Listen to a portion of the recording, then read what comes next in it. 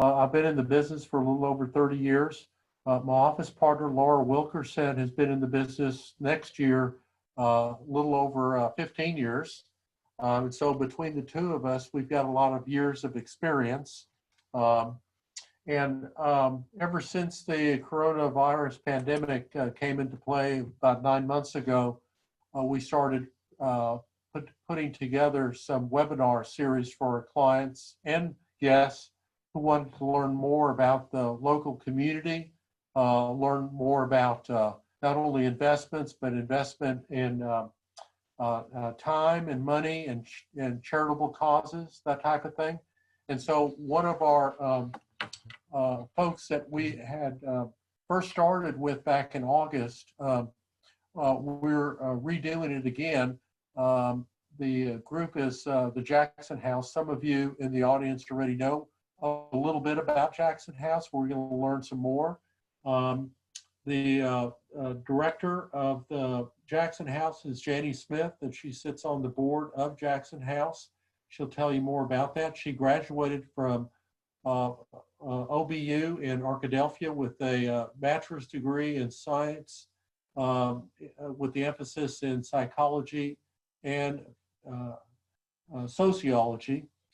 She's worked as a social worker in various disciplines for over the last 35 years, including helping with homeless, elderly, mentally ill, and physically challenged and handicapped folks. Janie grew up in Hot Springs. Her father actually started Jackson House after retiring from the ministry. So she's I guess a preacher's daughter, okay? Yeah. She has worked with this type of organization, assisting organizations all of her life. She's a past member of Kiwanis, Business and Professional Women, and Rotary. She's married to her husband, Doyle, for over 34 years, has one son named Trey, age 21. I believe you said earlier, Janie, that he goes to school in Colorado somewhere? Yes, the Colorado School of Mines. Oh, awesome. And also has a daughter, Rhiannon? Yes, Rhiannon. Who's age 17. Where does she go to school? She's at the Math and Science School. Oh, wonderful. That's great. Well, without further ado, Janie Evans has been the director of the Jackson House for over 20 years. So, Janie, you have the floor. Very good. Thank you, John. I appreciate it. And thank you, Amy, for helping me, or excuse me, Alex, for helping me get set up this morning. Briefly, since most of you do know something about Jackson House, I'll go ahead and kind of breeze through part of this. Jackson House has been around now for 44, almost 45 years. We have always had our primary mission to take care of the basic needs of people that are in crisis, such as food and clothing, shelter, transportation. We help in medication purchase, just a variety of things. We have been very successful at that. We have never, I'm proud to say, closed during the pandemic. We've always been kind of the place to come to if everything else failed. And this year that has really become the case. Several other entities that are usually able to provide services have had to close down a few times this year. And so we have not had to do that. So we're proud of that. We've worked really hard. We planned ahead as we saw the pandemic coming. So we knew that people would be, and more people would be in crisis than normal. Our working folks that have lost their jobs or temporarily laid off or become sick, or their kids are at home and they have to miss work part of the time because of that. So we've been dealing with a lot of working families as well. We do focus a lot on the homeless population. That has grown.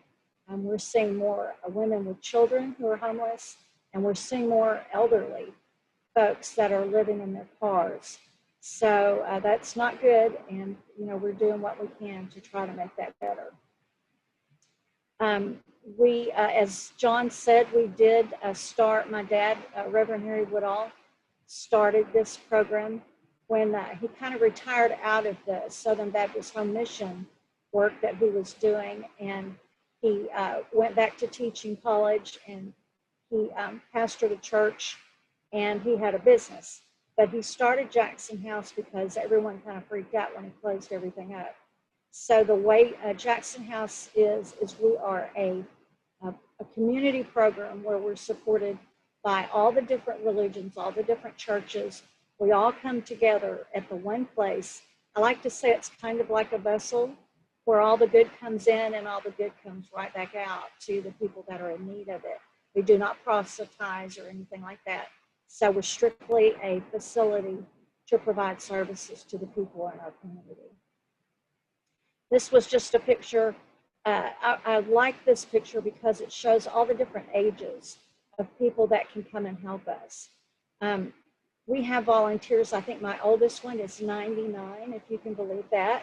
And I've had them as little as 2, where they can sit and maybe put rice in a bag or something simple, and they enjoy it and they feel really good. So we can take a family group as well as youth groups and church groups, etc., all ages, and we can find things for them to do and let them enjoy their work and feel good about what they've done that day. Just to briefly mention the main services that we provide, we do have a food pantry. Last year, we gave out a little over 1.25 million pounds of groceries. That's in addition to the noon lunch program. We do that 6 days a week, Monday through Saturday. And we have volunteer crews that come in.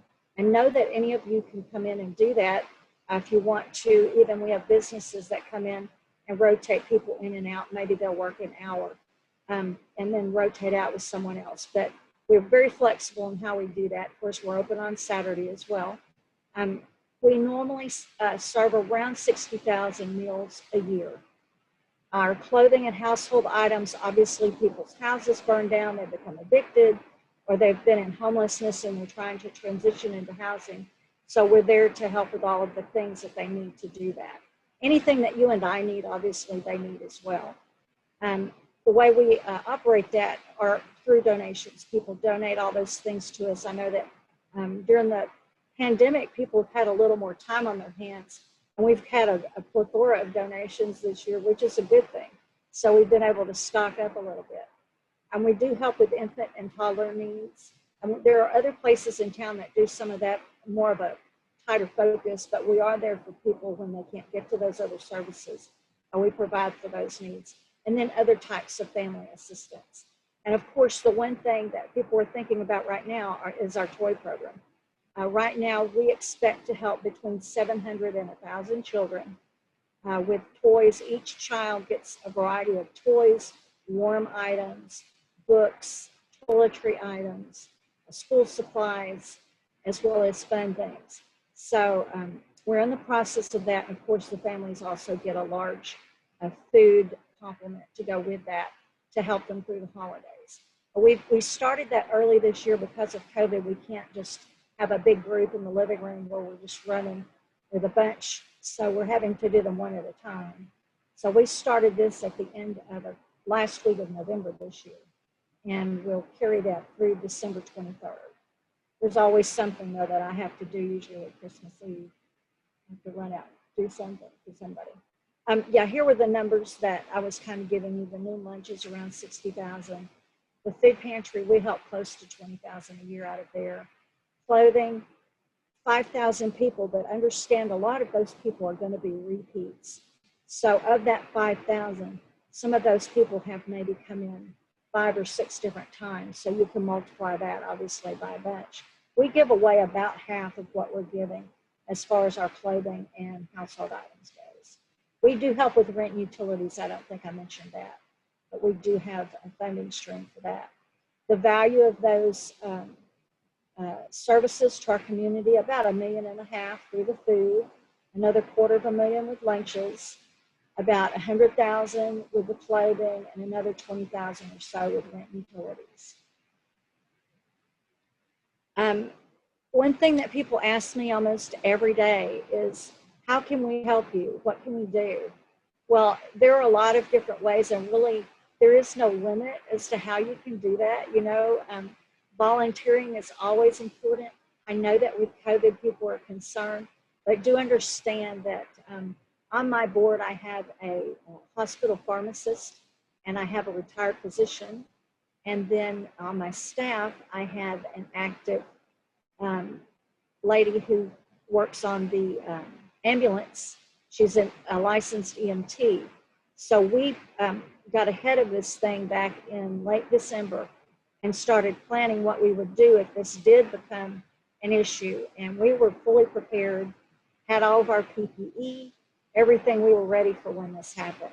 We've had no instances of COVID in our group, and we've been able to safely prepare the meals, which obviously our community depends on, provide groceries and so forth to people. So volunteering is a safe thing to do with us. We're very diligent with that.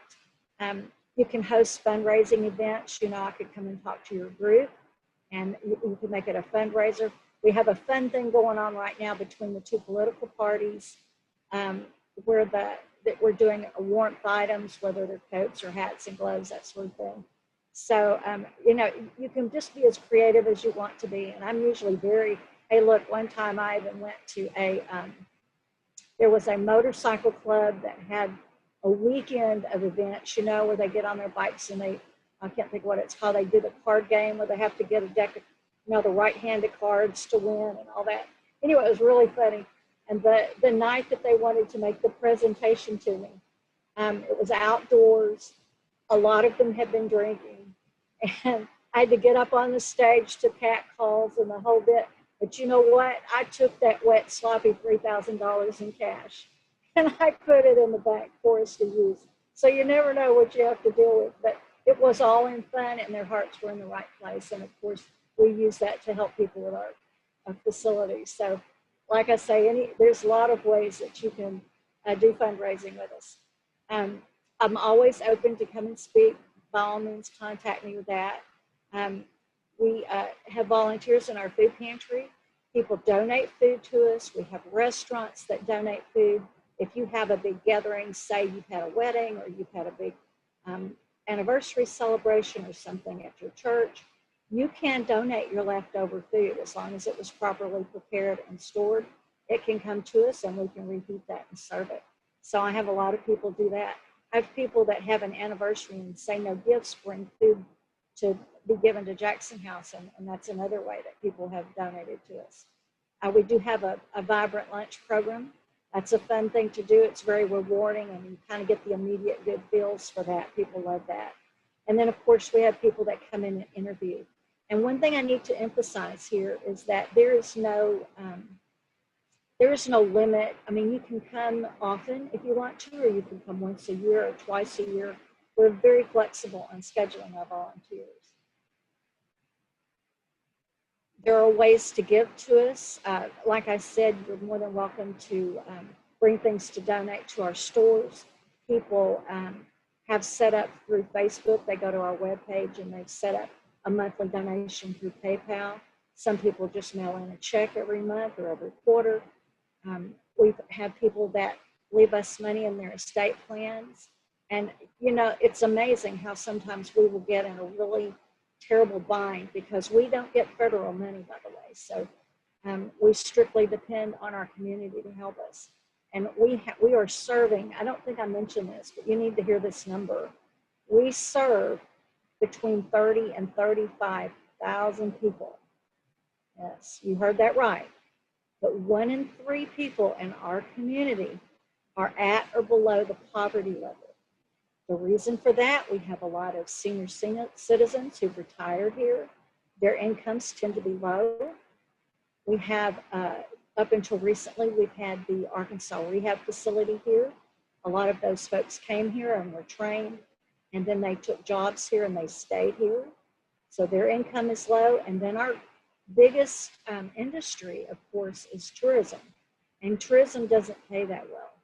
So we have a large number of working poor that are in our community.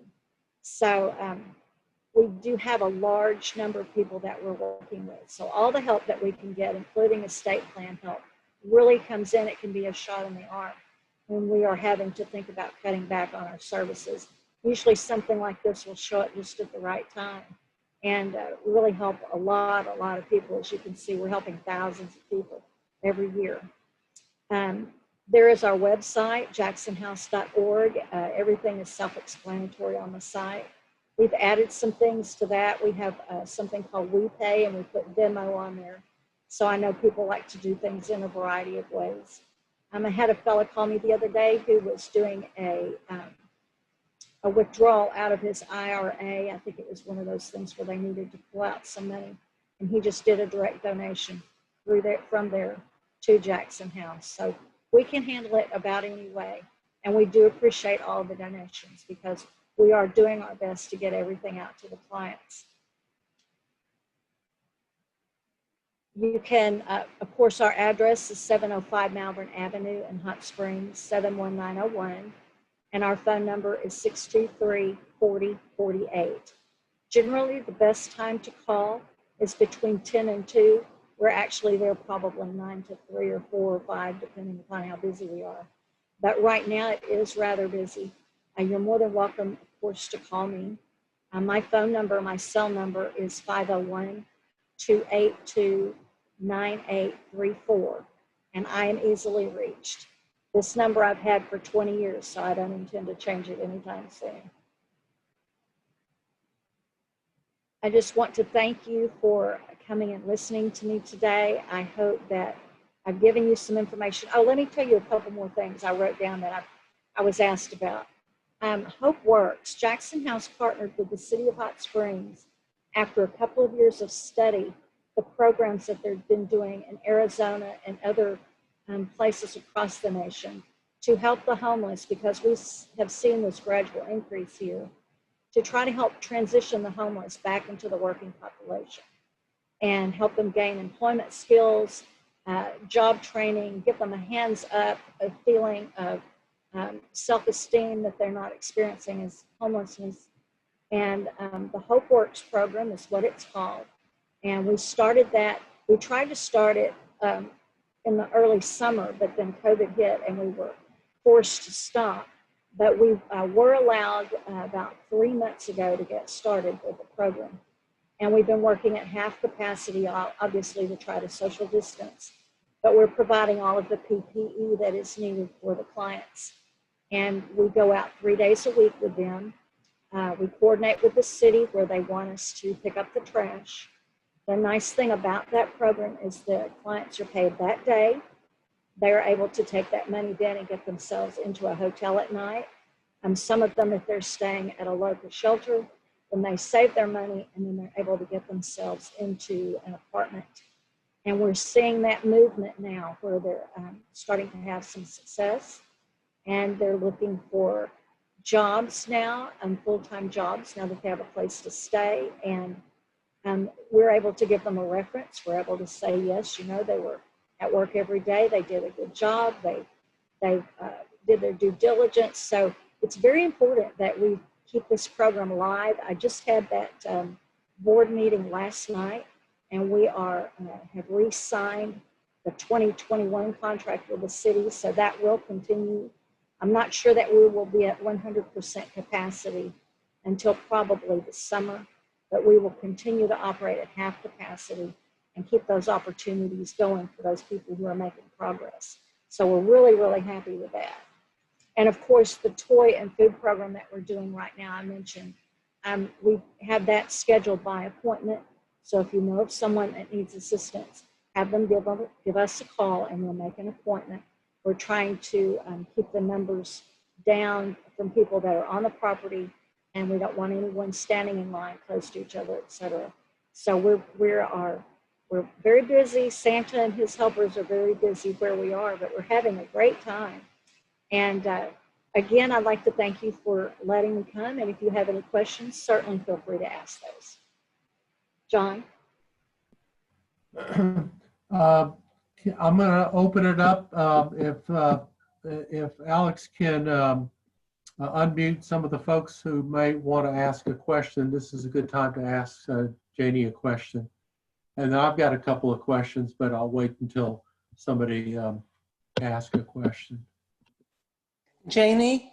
Yes. This is Kay Ike. Hi, Kay.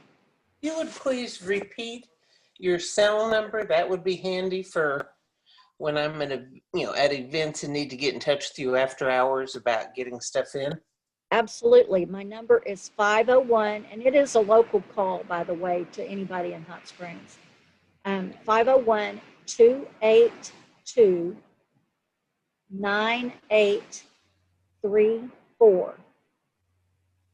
282-9834. Thank you. Correct. And thank you for the wonderful work you do and are continuing to do. Thank you. We have great volunteers and great community. I have a couple of questions, but mostly more comments than anything else. Can you tell us a little bit about the thrift store, where they're located at and what you guys take? Because we're pretty close to the end of the calendar year, and anybody who's charitably inclined, they can make donations, not only monetary, but also of items as well. That is, yes, sir. That is so true. Most people are familiar with where Jackson House is located. We're right across from Walgreens, next to the police station on Malvern Avenue.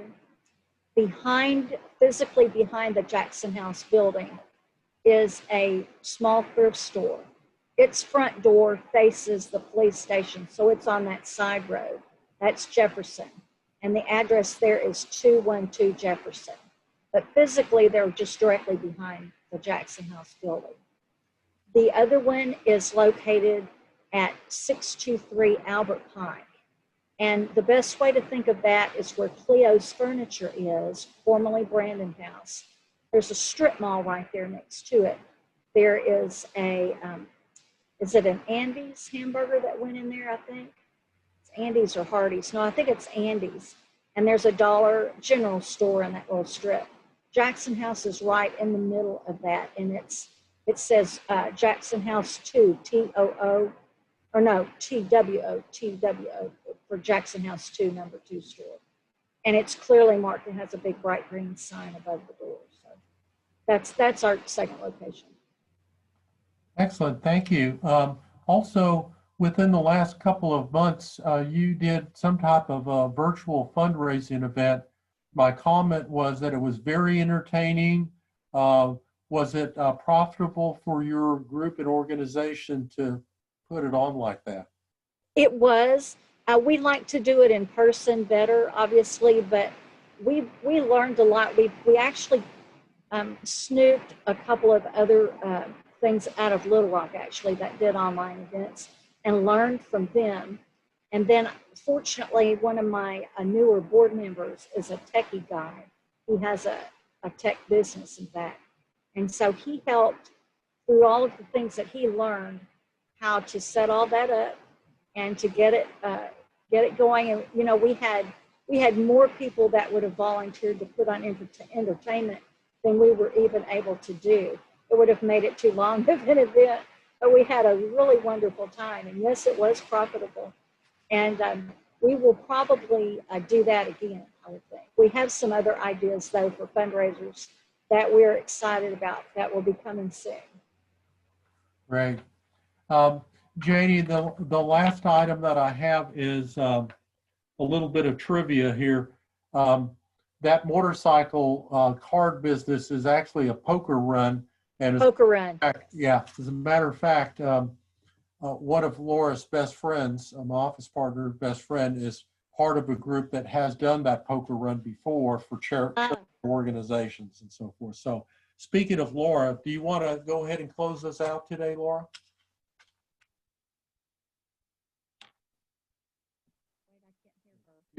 Your microphone is not on. Thanks, John. First off, thank you so much, Janie. We appreciate you sharing the information with us today. It is just really amazing to know that we have all of these needs, and it's even more amazing to know that you guys are there for those needs. Thank you. Be sure to invite everyone to our Christmas party, open house next Friday from 11 till 1 here at the office or virtually. We'll send out a Zoom link if you'll just let us know if you're interested. But until then, we won't see you guys on our weekly webinars until next year. So Merry Christmas. Laura, there's one more thing. Aren't we doing a gift to the Jackson House? Yes, we are. A spiral is giving a monetary gift to Janie and the Jackson House. All right, Thank you so much. okay. Janie, thank you for joining us today. Merry Christmas and Happy New Year 2021, okay? Thank you so much. I wish you well in your business and your activities, and I thank you so much for giving me this opportunity. Yes, ma'am. Thank you. Thank you, Alex.